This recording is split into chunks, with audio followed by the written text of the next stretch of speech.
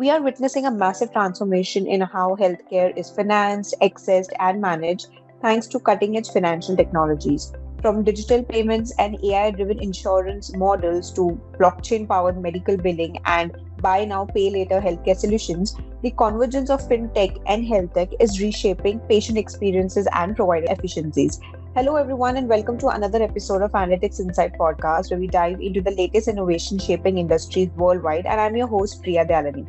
And of course, today we are exploring an exciting intersection, which is when fintech meets health tech. What are certain trends we can explore?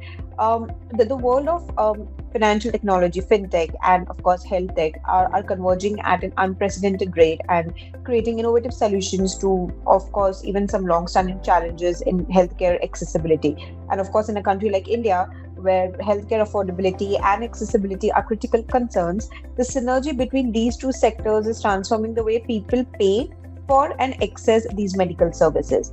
Now, to explore this exciting transformation, I'm joined today by Chris George, co-founder, and CEO of QUBEHEALTH. Hi, Chris. How are you doing? Very well. Thank you, Priya. How are you? I'm doing good too. Thank you, Chris. And it's a pleasure to have you with us on a podcast today.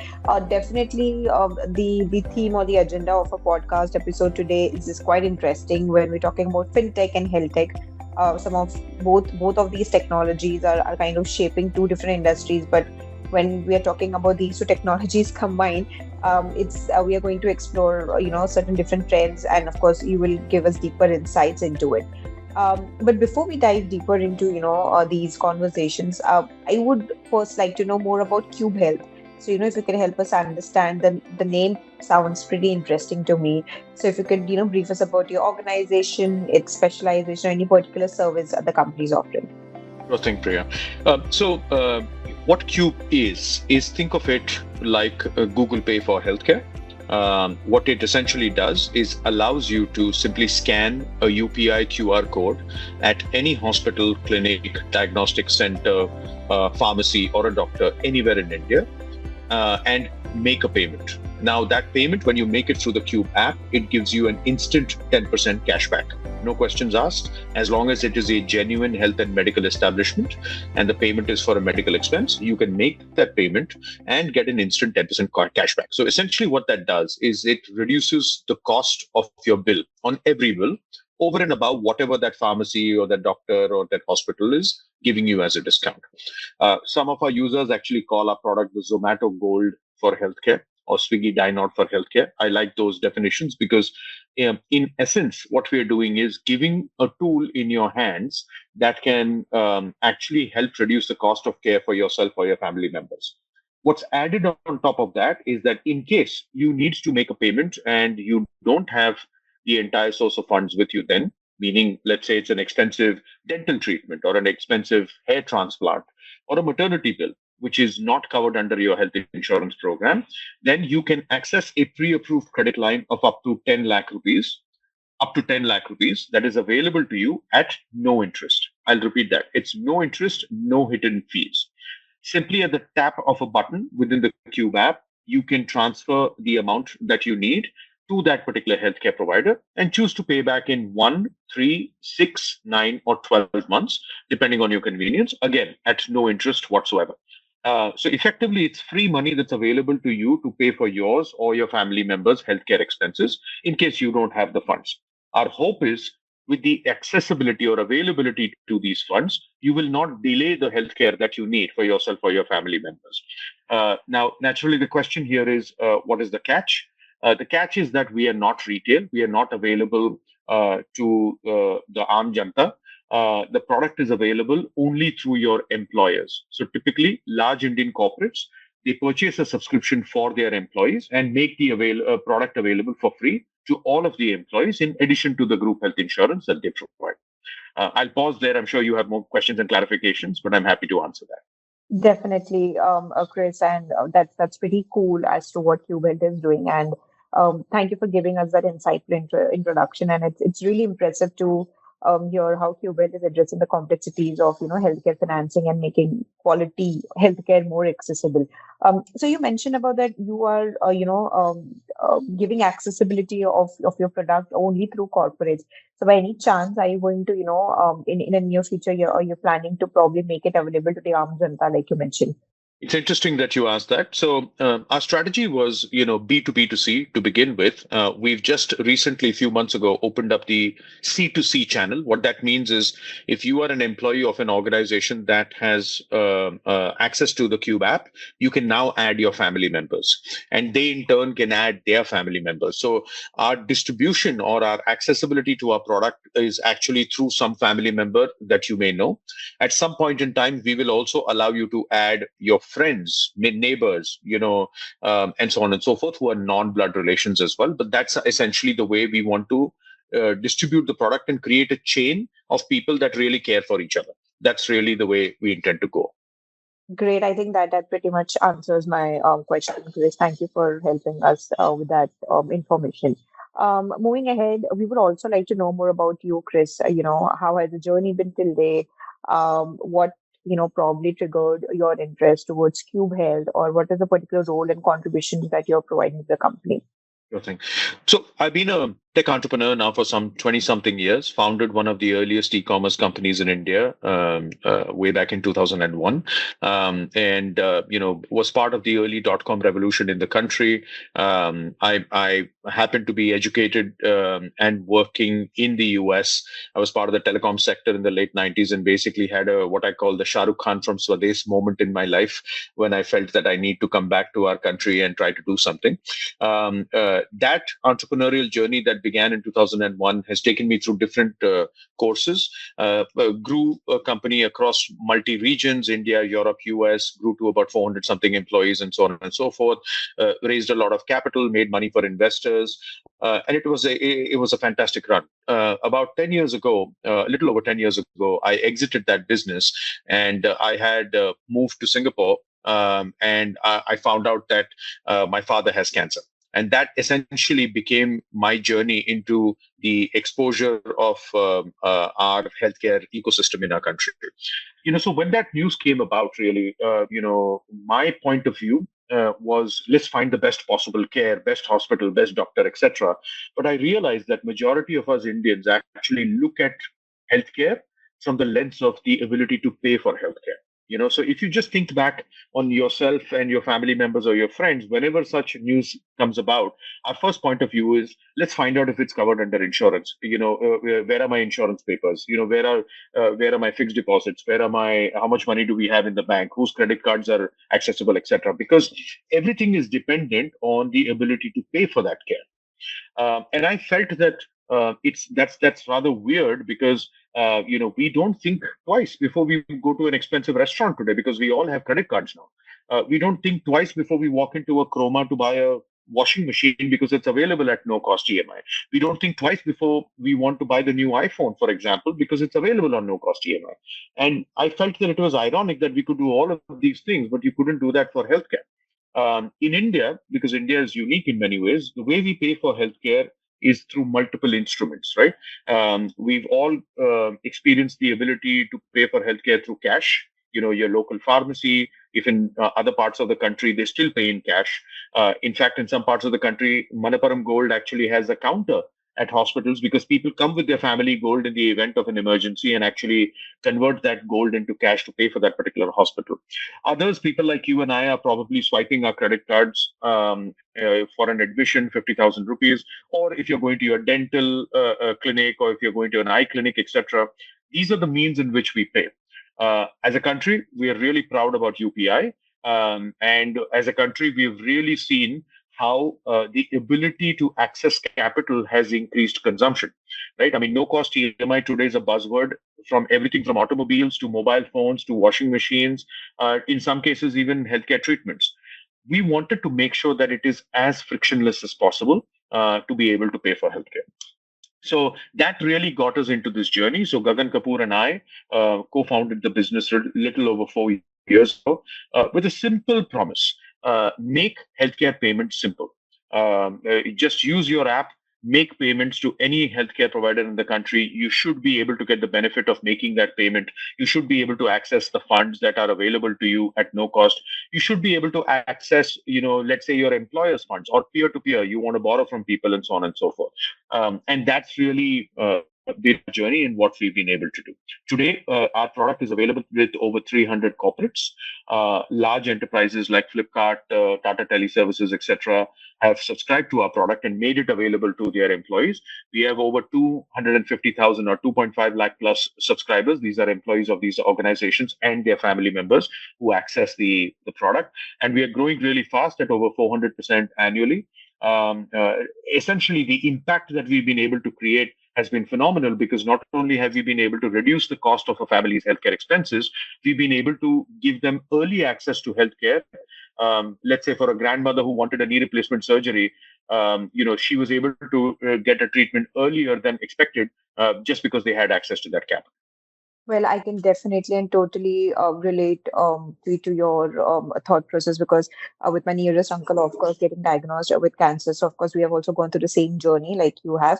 But I'm really happy and glad that you have come forward and you've been trying to, change the entire landscape of how we are accessing medical, and as well as how we are going to pay the medical accessibility.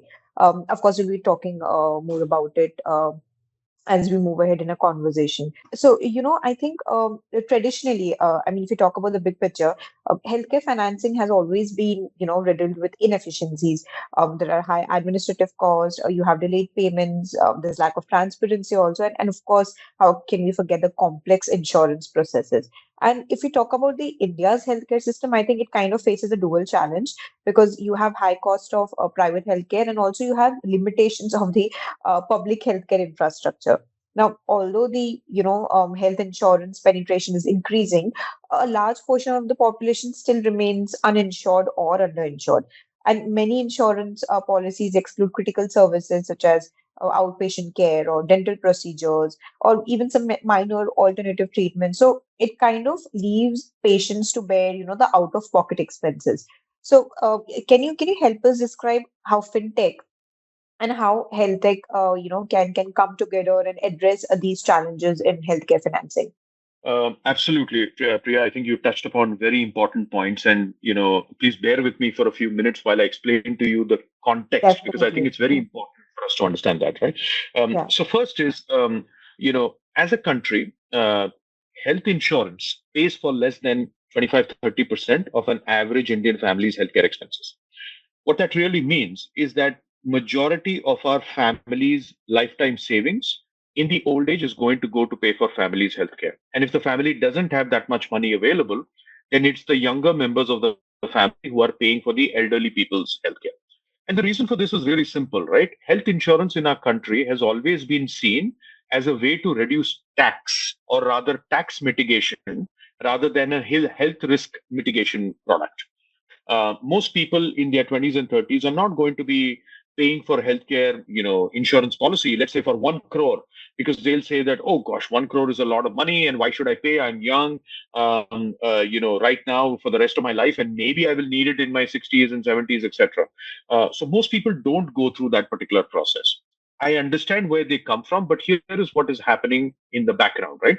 First, cost of healthcare is rising every year. Medical inflation in our country is anywhere between 18 to 20% year on year. What that means is, let's say you have an insurance policy of 3 lakh rupees today. Whatever you were hoping that it will cover in 3 lakh rupees, in the next 5 years, you will need for the same procedure about 6 to 9 lakh rupees, which means by the time you are of a particular age, yourself or your family members, their expense requirements for healthcare are going to be more than 100%.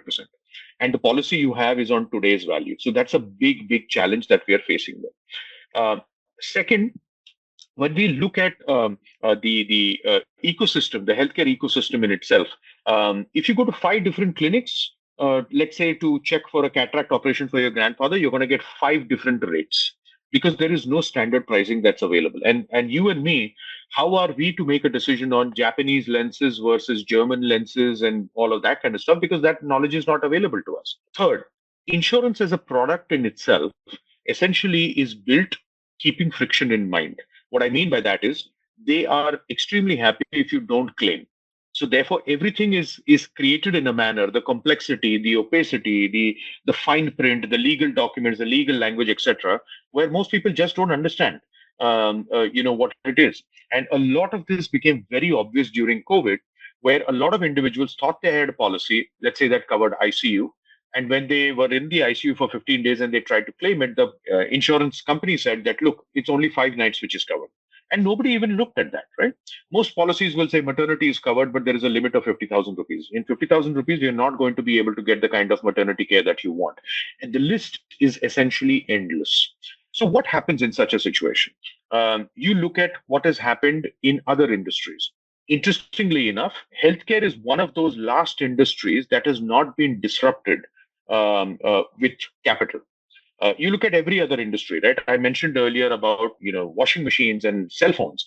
Today, a Flipkart or an Amazon carries a big billion day because they know that people will buy those new cell phones on EMIs because the capital is so easily available. You can finance pretty much anything. Look at what has happened with the consumption of motor vehicles, right? Two-wheelers, four-wheelers, SUVs, etc., where people today are able to pay for those kind of things, and the consumption has gone up. Look at what has happened with housing today, because you have earlier, probably two generations before, unless you had the money, you could never buy a house, or you bought a piece of land, or a piece of land was available from your ancestors. You waited until you accumulated money, and then perhaps in your 50s and 60s you started building a family home. But thanks to home loans, that entire dynamic changed. Isn't it really strange that this has not happened in healthcare? Why is it that access to healthcare is such a premium? And most people, when they are not depending on public healthcare infrastructure, meaning the municipal hospitals, etc., in spite of the fact that the government has all of these schemes, it is far too complex. So the ability for fintech in the healthcare space is actually a great starting point, because these are two great sectors, finance and healthcare, that need to collide and to create a new situation where payments become so easy. We were very lucky as a company that are in India, where you today have UPI.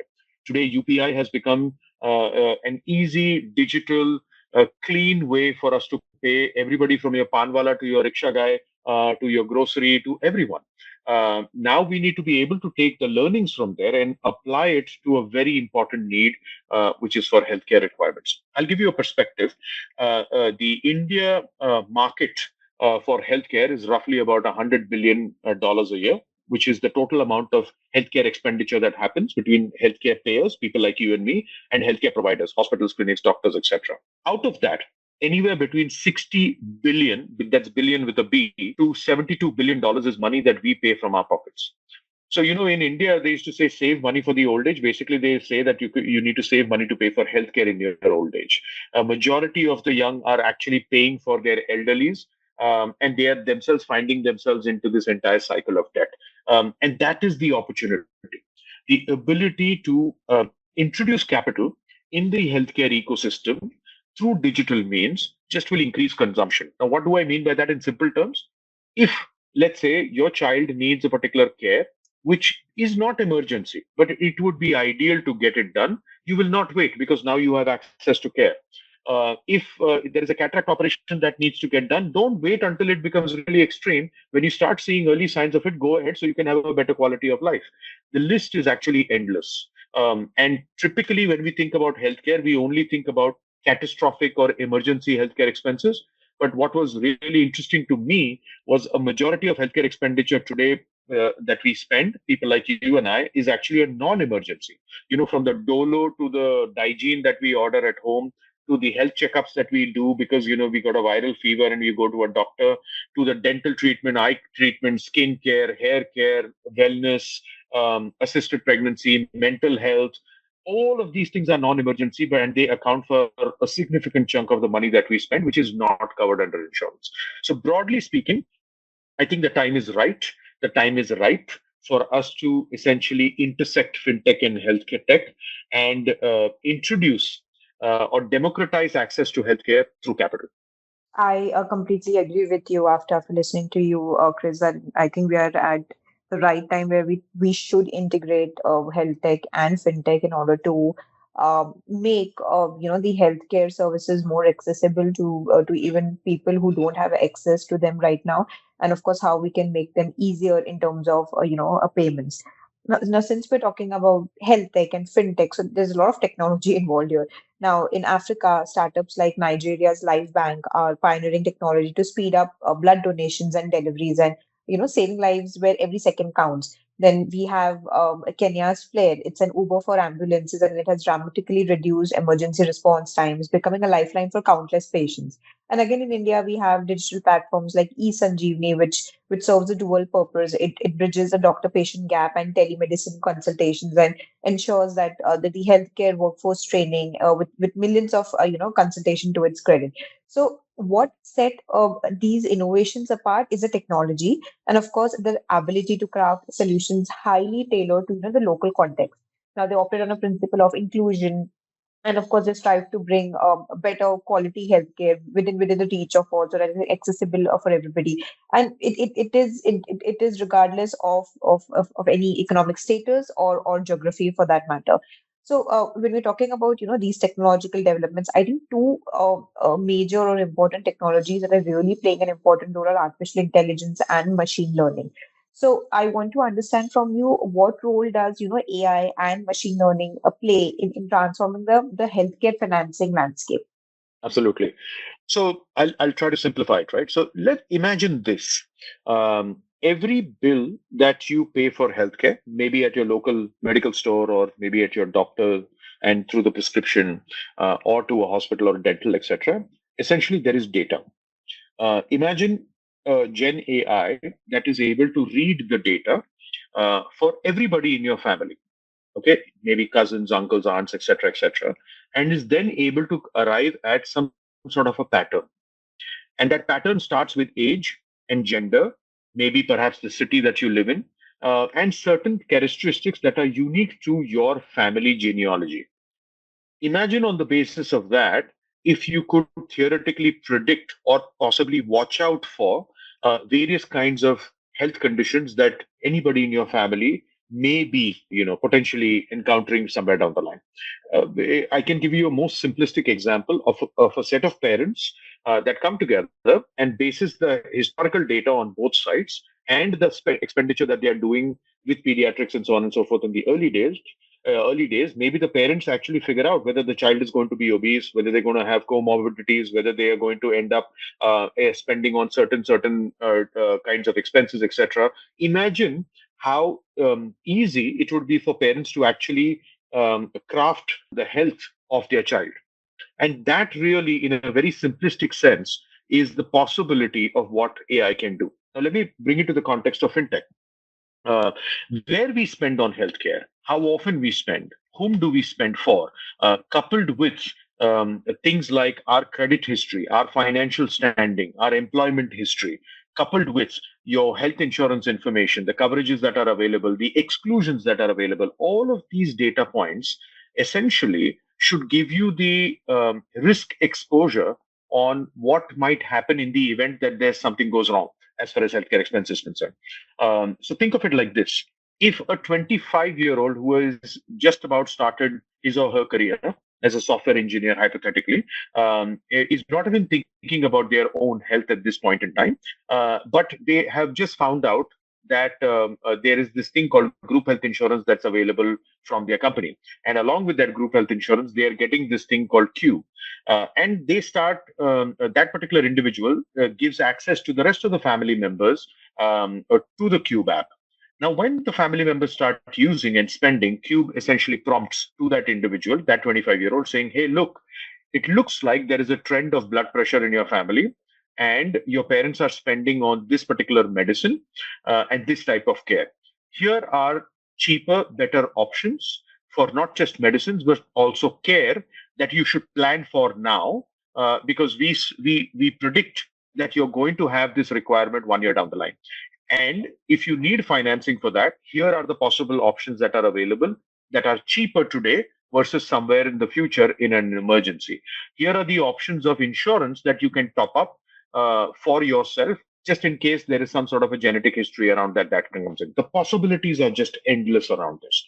What AI will help us do, and what we are seeing in our own company, is find patterns within that data to be able to suggest and recommend better health outcomes for each of those individuals. So that's broad strokes what I see.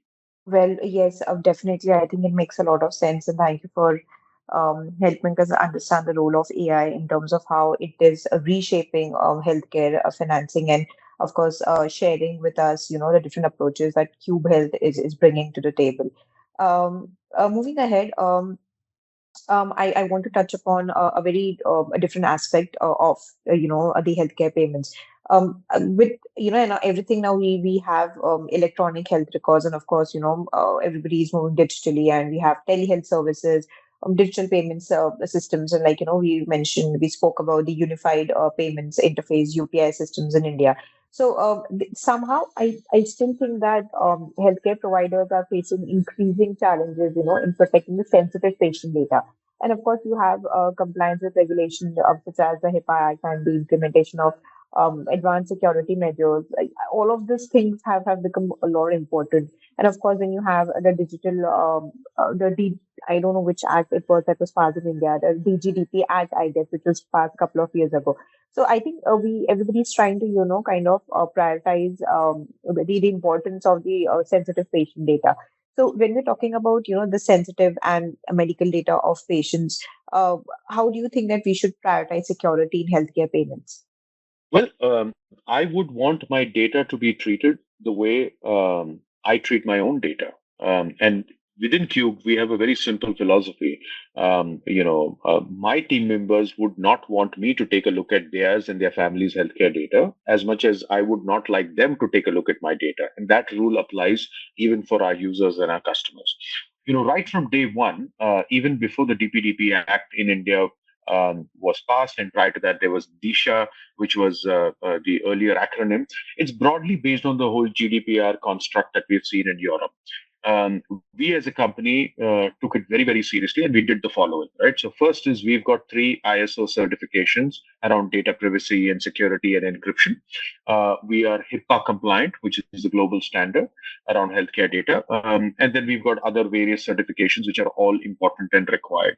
All of the data in our systems is encrypted and anonymized, and it is permission based. So when we access or share any kind of data with, let's say, an insurance company, there is permission at each stage, and that's something that we follow. This is going to become very, very critical. Having said that, anonymized data is actually great for learning, right? In the previous example that I gave, if yours and your family's history can all be anonymized to provide you a pattern without telling you which cousin is dealing with what kind of healthcare issue. That is some information that can actually help you lead a healthier life and vice versa. So I think it is about utility of that. Finally, it's about a simple philosophy that don't sell the data. Data tells you a lot. Don't sell the data under any circumstances to anyone. You may provide access to the data. You may provide knowledge and insights of the data, but don't sell the data. That's really the simple way that we kind of look at it. Well, yes, I think you touched upon some really important aspects, and it's kind of clear that safeguarding patient information is not just about compliance, but it's also about building trust, within users. And when we try to do that, I think it's really important for the overall society as well in terms of how they view and, of course, how they would want to preserve their or protect their medical data. Of course, now to embark on the trajectory of the continued innovation, I think fintech platforms are on a constant move to mitigate the different disparities that we have in the healthcare ecosystems. I think they can do a lot of things by bringing forth some very cutting edge solutions to curb some of the payment discrepancies from the roots as well, especially if we're talking about a country like India. So, one last question for you, Chris. How do you envision the role of technology in making healthcare more accessible and affordable? Oh, it is inevitable. And for a country like ours, it is something that we should really take advantage of. We've got the frameworks in place, right? So, on one side, we have the challenges of healthcare access. I mean, we all know of the statistic: for every 1,000 citizens in our country, there is just one hospital bed. But guess what? We have a lot more cell phone penetration in our country, and 5G at that. Majority of our population is young, and they are all on smartphones. Majority of them consume content, so which means educating them becomes a lot more easier.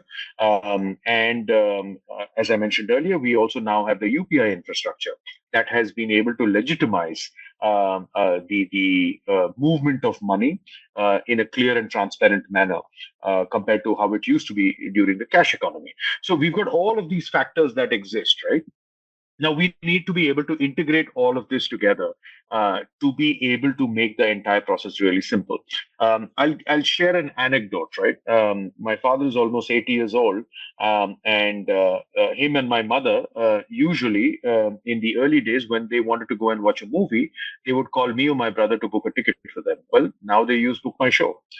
When they needed to travel, they had a rickshaw that was available just below the building, or they would have their driver drive them. Today, they don't want to deal with that. They simply use an Ola or an Uber, and they do all of this on their phone. Now, you just translate that on the other end of the spectrum to an 8-year-old today, who in the next 4 or 5 years is going to be a teenager and is completely hooked onto the phone, and is very interested in looking good and feeling good, and therefore wants to right at an early age speak to a counselor, get some mental health advice and some treatment, not because there is anything wrong, because they feel that it is a gym of the mind. They want to use the app to be able to, book and pay for a dental Invisalign treatment because they want teeth that look pretty. And for all of that, the app is the anchor. Now, if all of that essentially allows them at the early stages itself to start the healthcare journey, and by the way, that example is not someone just in a big city now. It is in every small town as well because they are all consuming content. Imagine the kind of information that can be shared with them about the right healthy patterns to follow in their life, the kind of diet they should have, and so on and so forth. I think the possibilities are just endless. There is a lot of innovation that is happening in this space. We actually partner with a whole host of them. I mentioned mental health earlier, which I believe is a very urgent need to resolve. There are quite a few partners that work with Cube in this particular area, and we are seeing in the organizations and clients that we are working with that there is a significant amount of expenditure that is happening in that space without the taboo. There was a certain taboo associated with it, but a lot of people are now realizing that, hey, this is something that one must kind of go in for, especially in a stressful environment that we all live and work in. So in summary, I would say that we actually have not just the demographic dividend, but we have all of the variables or the foundations in place to be able to take advantage of this for the benefit of all of our citizens. Well, definitely. I think I couldn't agree more with you. And we clearly explore the intersection of fintech and health tech and how it represents a very promising frontier for addressing India's healthcare challenges. And by leveraging some cutting edge digital payment solutions and also, of course, not to forget some of the innovative technologies. I think a country like India can democratize healthcare access, and it can make it more affordable for everyone. And as we are seeing more or witnessing India more on the path of embracing these advancements, I think it really has the potential to emerge as a global leader in healthcare financing innovation, and of course, which eventually ensures like a healthier future for its citizens. So thank you so much, Chris. It was a pleasure having you with us on a podcast today, and thank you for sharing some really interesting insights on how fintech and health tech can converge and provide more accessible and affordable healthcare solutions and payment solutions specifically to everyone in India. My pleasure. Thank you for having me, Priya. Thank you so much, Chris. So this is for our listeners. Thank you for listening and tuning into today's episode, and I'm really hopeful that you enjoyed this discussion. So don't forget to subscribe to our podcast and also stay tuned for our upcoming conversations. Likewise, you can view all our previous podcasts on Spotify and other leading platforms. Thank you so much.